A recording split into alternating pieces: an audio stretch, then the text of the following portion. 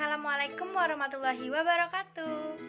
Nami kula Kilazana Cantika saking kelas 12 IPA setunggal nomor absen gangsal 12. Dinten niki kula badhe ngaturaken pidato babagan bahaya narkoba. Assalamualaikum warahmatullahi wabarakatuh.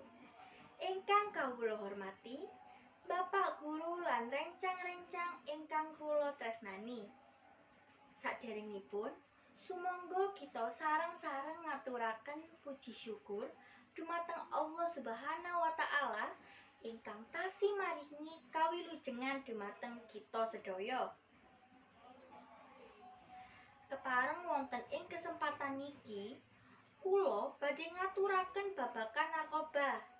Saderengipun kita sedaya sami sampun ngertosi ingkang nami narkoba nggih. Boten tiyang nem, boten sepuh, sampun ngertos narkoba amargi sering diberitaken wonten TV.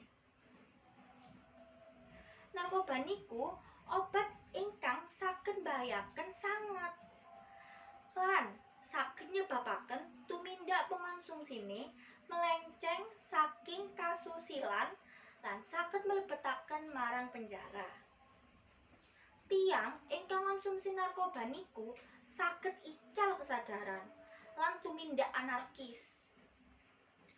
Kadosipun begal, mejahi tiang lan sanes-sanesipun. Ingkang luwih mbahayanipun malih narkoba niku saged nyebabaken pengonsumsine kecanduan. Menawi kecanduane sampun berat, saged nyebabaken pengonsumsine niku pecah utawi ninggal. Tiang ingkang konsumsi narkoba niku saged sinten mawon, boten pejabat, boten artis, boten sugih, boten miskin.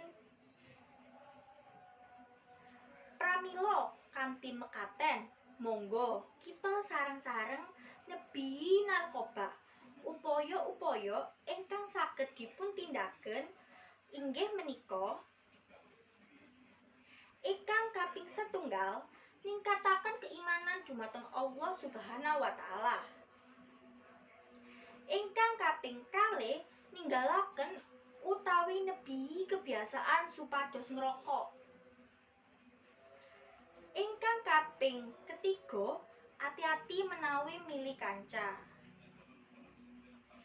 Ingkang kaping sekawan ningkataken kegiatan ingkang positif kangge ngisi waktu luang. Ingkang kanthi gangsal pemerintah kedah damel aturan lan sanksi hukuman ingkang saged damel efek jera. Langkung para generasi muda kedah berjuang soho merangi narkoba ampun ngantos kepincut barang ingkang haram menika amargi kita sedaya badhe dados harapan bangsa wonten ing masa depan. Sakirangipun mekaten ingkang saged kula aturaken, mugi-mugi saged ndadosaken manfaat tumrap kita sedaya. Lan bilih menawi kula matur wonten kathah kekurangipun, kula nyuwun agunging pangapunten. Wassalamualaikum warahmatullahi wabarakatuh.